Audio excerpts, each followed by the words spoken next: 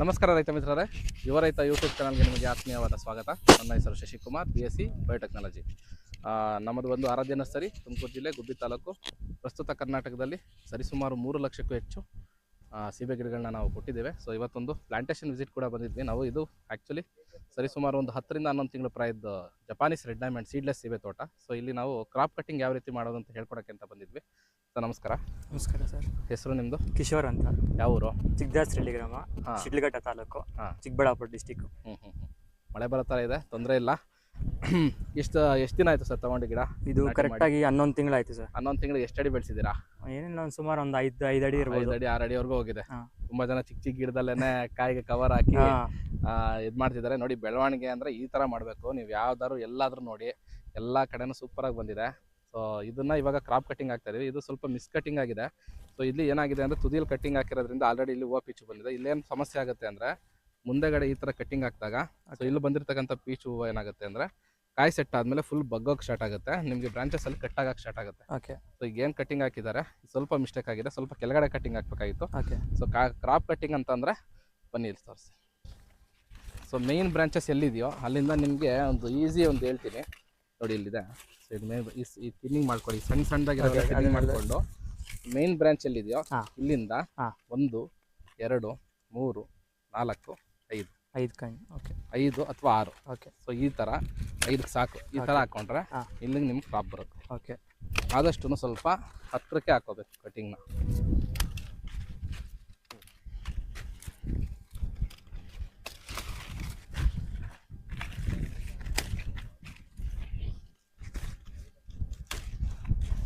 Sir ಈಗ ಫಸಲು ಬರ್ತಾ ಇದೆ ಅನ್ನೋಂತ ಅದನ್ನ ಕೂಡ ಹಾಕ್ಬಿಡ್ಬೇಕು. ಹಾಕ್ಬಿಡಿ. ಎಲ್ಲ ಫಸಲು ಬೇಡ, ಈಗ ಬರುತ್ತಲ್ಲ, ಇದು ನೆಕ್ಸ್ಟ್ ಬರುತ್ತಲ್ಲ, ಅದು ಫಸಲು ಚೆನ್ನಾಗಿರುತ್ತೆ. ಅದ್ರ ನಿಂಕ ಈಗ ಇರೋದನ್ನು ಹಾಕ್ಬಿಡಬೇಕು. ಹಾಕ್ಬಿಡಿ ಎಲ್ಲದು ಹಾಕ್ಬಿಡಿ, ಯಾವ್ದು ಬಿಡಕ್ ಹೋಗ್ಬೇಡಿ. ಸರಿ. ಈ ತರ ಒಂದು ಕಡೆಯಿಂದ ಎಲ್ಲ ತಿನ್ನಿಂಗ್ ಮಾಡ್ಕೊಂತ ಬರ್ರಿ. ದೊಡ್ಡ ಬ್ರಾಂಚಸ್ ಯಾವ್ದನ್ನು ಬಿಡಕ್ ಹೋಗ್ಬೇಡ್ರಿ.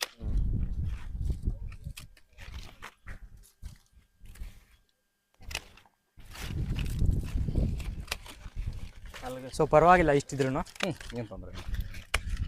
ಅಷ್ಟೊಳಗೆ ಬಲ್ತ್ಕೊಂಡು ಇನ್ನೊಂಚೂರು ದಪ್ಪ ಆಗುತ್ತಲ್ಲ.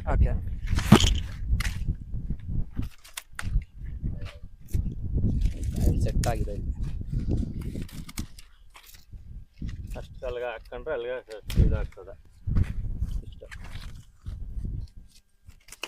ಈ ಥರ ಛತ್ರಿ ಆಕಾರದಲ್ಲಿ ಎಲ್ಲ ಒಂದೇ ಸಮಕ್ಕೆ ಇರಬೇಕು, ಸುತ್ತೂ ಒಂದೇ ಥರ ಇರಬೇಕು. ಸೊ ಈ ಥರ ಇದ್ದಾಗ ಬ್ರಾಂಚಸ್ ಕೆಳಗಡೆ ಚೆನ್ನಾಗಿ ಬರುತ್ತೆ. ಏನು ತುದಿಲಿ ಫಸಲು ಬಂದರೆ ಪ್ರಯೋಜನ ಇಲ್ಲ, ಕಾಯಿ ನಿಲ್ಲಲ್ಲ, ಕಾಯಿ ಬಗ್ಬಿಡುತ್ತೆ. ಸೊ ಗೊತ್ತಾಯ್ತಾ? ಇದು ಗೊತ್ತಾಯ್ತು. ಈಗ ನೋಡಿ, ಇಲ್ಲಿ ಕಾಯಿ ಸೆಟ್ ಆಗಿದೆ. ಈಗ ಸೆಟ್ ಆಗಿರೋನ್ ಏನು ಮಾಡೋಕ್ಕಾಗಲ್ಲ. ಅಲ್ಲ, ಎಲ್ಲ ತೆಗ್ದ್ಬಿಡ್ತೀವಿ. ಸೆಟ್ ಆಗಿರೋನ್ ಏನು ಮಾಡೋಕ್ಕಾಗಲ್ಲ.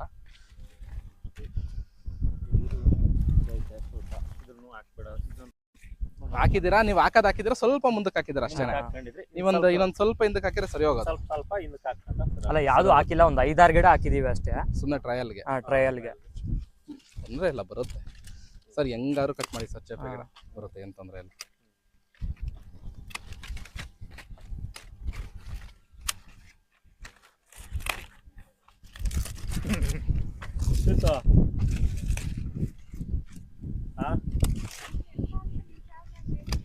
ನಮ್ ಹೆಂಗ್ ಕಟಿಂಗ್ ಹಾಕ್ಬೇಕು ಅಂದ್ಕೊಂಡೆ ನಮ್ಮವರೆಲ್ಲ ಅವ್ರ ಕಾಯಿ ಬಿಟ್ಬಿಟ್ಟಿದಾರ. ಏನ್ ಪರವಾಗಿಲ್ಲ ಬಿಡ್ರಿ, ಲೇಟಾಗಿ ಬರೋ ಲೇಟೆಸ್ಟ್ ಆಗಿ ಬರುತ್ತೆ. ನೋಡಿ ಸ್ನೇಹಿತರೆ, ಈ ತರ ಛತ್ರಿ ಆಕಾರದಲ್ಲಿ ನೀಟಾಗಿ ಕಟಿಂಗ್ ಹಾಕೋಬೇಕಾಗುತ್ತೆ. ಇದು ನೆಕ್ಸ್ಟ್ ಕ್ರಾಪ್ ಸರಿ ಸುಮಾರು ಇನ್ನು 5 ರಿಂದ 6 ತಿಂಗಳಿಗೆ ಕಂಪ್ಲೀಟ್ ಕ್ರಾಪ್ ಬರುತ್ತೆ. ತುಂಬಾ ಚೆನ್ನಾಗಿ, ತುಂಬಾ ಒಳ್ಳೆ ಕ್ರಾಪ್ ಬರುತ್ತೆ ಇದು. ಯಾಕೆಂದ್ರೆ ಚೆನ್ನಾಗಿ ಇಂಪ್ರೂವ್ಮೆಂಟ್ ಆಗಿದೆ. ಮೇಯ್ನು ಗಿಡ ಚೆನ್ನಾಗಿ ಇಂಪ್ರೂವ್ಮೆಂಟ್ ಆಗಿದೆ. ಸೊ ಇಂಪ್ರೂವ್ಮೆಂಟ್ ಆಗಿರೋದ್ರಿಂದ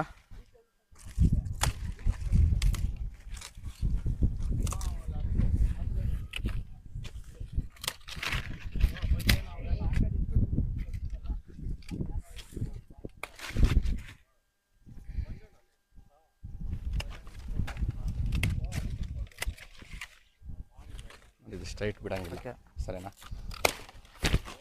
ಬರುತ್ತೆ, ಏನು ತಲೆ ಕೆಡಿಸ್ಕೊಬೇಡಿ. ಕ್ರಾಪ್ ಬಗ್ಗೆ ತಲೆ ಕೆಡಿಸ್ಕೊಬೇಡಿ. ಅಲ್ಲ, ಬರೋ ಬ್ರಾಂಚಸ್ ಅಲ್ಲಿ ಕ್ರಾಪ್ ಆಟೋಮೆಟಿಕ್ ಆಗಿ ಗೊತ್ತಾಯ್ತಲ್ಲ. ಒಂದೇ ಸಮಕ್ಕೆ ಇರ್ಬೇಕು ಗಿಡ. ಈ ಥರ ಕಂಪ್ಲೀಟು ಒಂದೇ ಸಮಕ್ಕೆ ಇರಬೇಕು. ನಾನು ಹಾಕ್ರಿ, ನೀವು ಒಂದು ಕಟಿಂಗ್ ಹಾಕಿ.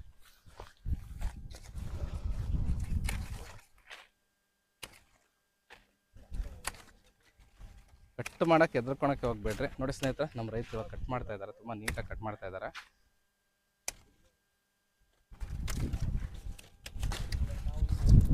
ಎಲ್ಲಿ ತುಂಬ ಸ್ಟೆಮ್ಮು ಚೆನ್ನಾಗಿ ಗಟ್ಟಿಯಾಗಿರುತ್ತೋ ಆ ಜಾಗದಲ್ಲಿ ಕಟ್ ಮಾಡಿದ್ರೆ ತುಂಬ ಒಳ್ಳೆಯದು. ನಾಳೆ ದಿವಸ ಕಾಯಿ ಕಚ್ಚಿದ್ರು ಚೆನ್ನಾಗಿ ಸೆಟ್ ಆಗುತ್ತೆ. ಮತ್ತು ಏನೇನು ಕಟ್ ಮಾಡ್ತಿರೋ ಬುಡಕ್ಕೆ ಹಾಕ್ಬಿಡಿ. ಹೌದು ಅಲ್ವಾ, ಚೆನ್ನಾಗಾಗುತ್ತೆ.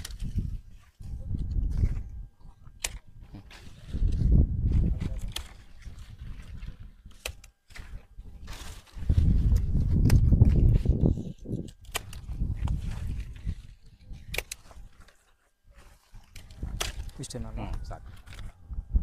ಸೊ ನೀವು ಅವಾಗಲೇ ಕಟಿಂಗ್ ಮಾಡಿದ್ರಲ್ಲ ಮುಂಚೆ, ಆಲ್ರೆಡಿ ಕ್ರಾಪ್ ಬರ್ತಾ ಇರ್ಬೇಕಾದ್ರೆ ನೆಕ್ಸ್ಟ್ ಕಟಿಂಗ್ಗೆ ಟಿಪ್ ಕಟಿಂಗ್ ಆ ಥರ ಮಾಡಿ. ಓಕೆ. ಈಗ ಆಲ್ರೆಡಿ ಬೆಳೆ ಬರ್ತಿರುತ್ತೆ ಅನ್ಕೊಳ್ಳಿ, ಇಲ್ಲ ಆಲ್ರೆಡಿ ಈಗ ಎಲ್ಲ ಕಾಯಿಗಳಿರ್ತವೆ, ಹಾರ್ವೆಸ್ಟ್ ನಡೀತಿರುತ್ತೆ.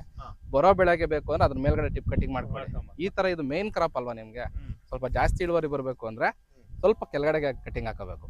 ನೆಕ್ಸ್ಟ್ ಇಲ್ಲಿ ಗಂಟ ಬರುತ್ತೆ ನಿಮ್ ಬ್ರಾಂಚಸ್, ಇಲ್ಲಿವರೆಗೂ ಬಂದು ಈ ಜಾಗದಲ್ಲಿ ಕಾಯಿ ಕಚ್ಚುತ್ತೆ ನಿಮ್ಗೆ.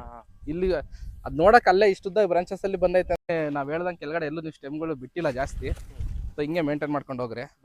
ಹೈಟ್ ಕರೆಕ್ಟ್ ಆಗಿದೆ, ಹೈಟ್ ಕರೆಕ್ಟ್ ಆಗಿದೆ, ಏನ್ ತೊಂದರೆ ಇಲ್ಲ. ಜಾಪನೀಸ್ ರೆಡ್ಗೆ ಏನಂತ ಓವರ್ ಹೈಟ್ ಬೇಕಾಗಲ್ಲ, VNR ಅಷ್ಟೇನ್ ಬೇಕಾಗಲ್ಲ. ಇನ್ನ ಕೆಳಗಡೆ ಬಿಡ್ಬೇಕಾಯ್ತು. ಇಲ್ಲ ಕರೆಕ್ಟ್ ಆಗಿದೆ, ಕರೆಕ್ಟ್ ಆಗಿ ಮಾಡಿದಿರ, ಪ್ರೂನಿಂಗ್ ಏನು ತೊಂದರೆ ಇಲ್ಲ. ಸೊ ಈಗ ತೋರಿಸ್ಕೊಟ್ಟಿದ್ದೀನಲ್ಲ, ಇನ್ನು ಕರೆಕ್ಟ್ ಆಗಿ ಕಟಿಂಗ್ ತರ ಮಾಡ್ಕೊಬೇಕು. ಈ ತರ ಕಂಪ್ಲೀಟ್ ಮಾಡ್ಕೊಳ್ಳಿ, ಚೆನ್ನಾಗಿ ಬರುತ್ತೆ, ಏನು ತೊಂದರೆ ಇಲ್ಲ. ಬಿಟ್ರೆ ಸ್ಯಾಂಪಲ್ ಏನು ಬಿಟ್ಟಿಲ್ಲ ಅಲ್ವಾ? ಇನ್ನ ಸ್ಯಾಂಪಲ್ ಬಿಟ್ಟಿದ್ದೆ, ಮನೆ ಕಿತ್ತಾಕ್ಬಿಟ್ಟೆ. ಒಳ್ಳೆ ಗಿಡ ಚೆನ್ನಾಗಿ ಬಂದಿದ್ಯಾ? ಗಿಡ ಚೆನ್ನಾಗಿ ಸೂಪರ್ ಆಗಿದೆ ನೋಡಿ ಸ್ನೇಹಿತರೆ. ಇದು ಬಂದು ಜಪಾನೀಸ್ ರೆಡ್ ನಾವು ಕೊಟ್ಟಿರ್ತಕ್ಕಂಥದ್ದು. ಸರಿ ಸುಮಾರು ಒಂದು 10 ರಿಂದ 11 ತಿಂಗಳ ಪ್ರಾಯದ ಕಟಿಂಗ್ ಹಾಕಿರೋದು. ಈ ಕ್ರಾಪಿಗೆ ಬಿಡ್ತಾ ಇದೀವಿ. ನಾವು ಯಾವುದೇ ಕಾರಣಕ್ಕೂ ಬರೀ 6 ತಿಂಗಳು 7 ತಿಂಗಳಿಗೆ ಕವರ್ ಹಾಕ್ಸೋದು, ಸುಮ್ಮನೆ ಸ್ಯಾಂಪಲ್ ಬಂದಿದೆ ತೋರಿಸೋದು, ಇಷ್ಟಿಷ್ಟೇ ಗಿಡಗಳಿಗೆ ಕಾಯ್ಕಿದ್ದು ತೋರಿಸೋದ್ರಲ್ಲಿ ಏನೋ ಮಜಾ ಇರಲ್ಲ. ಇದನ್ನ ನೆಕ್ಸ್ಟ್ ಬಂದು ಇದೇ ಕ್ರಾಪ್ ಇದೇ ಜಾಗದಲ್ಲಿ ವಿಡಿಯೋ ಮಾಡ್ತೀವಿ. ತುಂಬಾ ಖುಷಿಯಾಗಿ ಬಂದಿರುತ್ತೆ. ಇಷ್ಟಾಗಲ ಮಿನಿಮಮ್ ಅಂದ್ರೆ ಇಷ್ಟಾಗಲ ಬರುತ್ತೆ ನೆಕ್ಸ್ಟ್ ಗಿಡ ಇದು. ಅಲ್ಲ, ಈಗ ಇನ್ನೂ ಒಂದು ತೋಟ ತೋರಿಸ್ತೀವಿ, ಅಲ್ಲಿ ಹೋಗೋಣ. ಸೊ ಇವ್ರದ್ದು ಇನ್ನೊಂದು ತೋಟ ಇದೆ, ಸೊ 2 ಜಾಗದಲ್ಲಿ ಕೊಟ್ಟಿದ್ದೀವಿ ಇವ್ರಿಗೆ. ಸೊ ಅಲ್ಲೂ ಕೂಡ ಹೋಗೋಣ. ಸೊ ಇದೇ ರೀತಿ ಯಾವುದೇ ಇದರಲ್ಲಿ especially Japanese red diamond quality ಗಿಡಗಳು ಬೇಕಾದ್ರೆ ಆರಾಧ್ಯ ನರ್ಸರಿನ ಕಾಂಟ್ಯಾಕ್ಟ್ ಮಾಡಿ. ವಿಡಿಯೋ ಇಷ್ಟ ಆಗಿದ್ದಲ್ಲಿ ಲೈಕ್ ಮಾಡಿ, ಶೇರ್ ಮಾಡಿ, ಸಬ್ಸ್ಕ್ರೈಬ್ ಮಾಡಿ. ಧನ್ಯವಾದಗಳು. ಶುಭ ದಿನ.